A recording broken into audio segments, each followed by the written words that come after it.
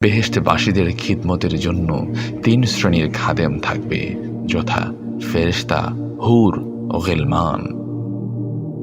মুমিনদের যে সকল ছেলে অল্প বয়সে মৃত্যুমুখে পতিত হয়েছে তারাই গিলমান নামে পরিচিত হবে।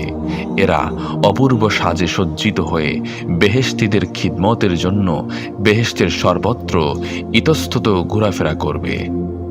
তাদের চেহারা চাঁদের মতো উজ্জ্বল ও কাচের মতো স্বচ্ছ হবে। তাছাড়া কাফের মুশরিকদের অল্প বয়স্ক বালক বালিকাগণ বেহেশতীদের খিদমতের জন্য সর্বদা নিয়োজিত থাকবে। প্রত্যেক বেহেশতি পুরুষকে আপন আপন স্ত্রী ছাড়াও ৭০ জন করে হুর প্রদান করা হবে। তারা এতই সুন্দরী ও লাবণ্যময়ী হবে যে ৭০ পর্দা কাপড়ের ভিতর হতেও তাদের রূপ বিজলির মতো ফুটে বের হবে। তাদের চেহারা এমন স্বচ্ছ হবে যে তার দ্বারা আয়নার কাজ চলবে।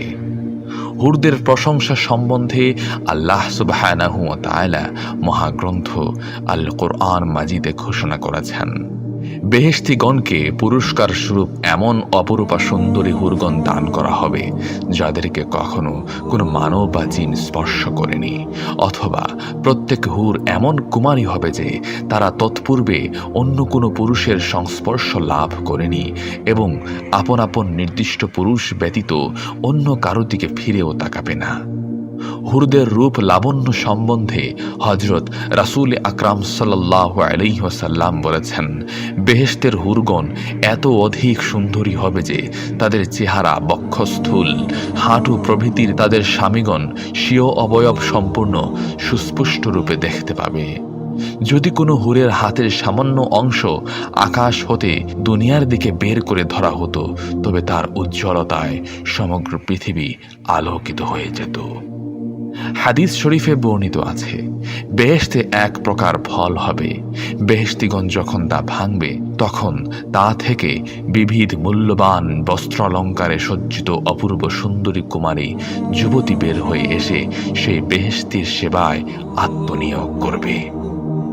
হাদিস শরীফে আরও বর্ণিত আছে যে বেহেশতীগণ বেহেশতের অপরূপ শোভা সৌন্দর্য দর্শনে অবাক হয়ে একই দিকে ৭০,০০০ বছর নিষ্পালক দৃষ্টিতে তাকিয়ে থাকবে। তারপর একটি হুর এসে তার কাঁধের উপরে হাত রাখলে সে চমকিত হয়ে তার দিকে ফিরে তাকিয়ে এক অতুলনীয় সুন্দরী রমণীগণ দেখতে পাবে। সে এতই সুন্দরী হবে যে তার শরীরের ভিতর দিয়ে সে স্বীয় অবয়ব দেখতে পাবে। তার পরিধানের অলঙ্কারের একটি ক্ষুদ্র মতিও এরূপ উজ্জ্বল হবে যে উহার দ্বারা দুনিয়া আলোকিত হয়ে যেতে পারত। হুরটি এসে তাকে সালাম করবে। সে সালামের জবাব দিয়ে জিজ্ঞেস করবে, তুমি কে? সে উত্তর করবে, আল্লাহ তাআলা তার কোরআনুল কারীমে আপনাকে যে হুর দানের ওয়াদা করেছিলেন আমি সেই হুরদের একজন। আপনার খিদমত ও সন্তুষ্টি বিধানই আমার একমাত্র কাজ। জান্নাতীগণ জান্নাতের মধ্যে ৩ প্রকারের সুর ও সঙ্গীত ধ্বনি শুনতে পাবে, যথা প্রত্যেক বেহেশতীর গৃহের সম্মুখে তুবা নামক একটি গাছ থাকবে। এ গাছের শাখায় বায়ু প্রবাহের আঘাত লেগে তার এক প্রকার সুমধুর আওয়াজ নির্গত হবে। সেরূপ সুমধুর আওয়াজ দুনিয়ার কোন কর্ণ কখনো শ্রবণ করেনি।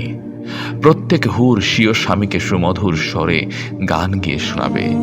আল্লাহ পাকের দিদারের সময় হযরত ইসরাফিল ফেরেশতা হযরত দাউদ আলাইহিস সালাম উভয়ে একত্রে মিলিত কণ্ঠে সুমধুর স্বরে আল্লাহ পাকের প্রশংসামূলক গান গেয়ে শোনাবেন। শ্রোতাগণ সে সুমধুর সঙ্গীত শ্রবণ করে আনন্দে আত্মহারা হয়ে যাবে। এ সম্পর্কে হাদিস শরীফে বর্ণিত আছে, জান্নাতের হুরগণ সমবেত কণ্ঠে এমন সুমধুর স্বরে গান গাইবে যে সেরূপ সুর ও স্বর দুনিয়াতে কেউ কোনোদিন শ্রবণ করেনি। তাদের গানের বিষয়বস্তু হবে, আমরা চিরস্থায়ী, আমাদের কখনো মৃত্যু নেই, আমরা চিরকুমার চিরকুমারী, আমাদের যৌবন কখনো ভাটা পড়বে না, আমরা চিরসুখী, আমাদের সুখের কখনো ইতি হবে না, আমরা চিরদিন সন্তুষ্ট থাকব, আমাদের সন্তুষ্টির কখনো অবসান হবে না, কখনো কোনো প্রকার দুঃখ শোক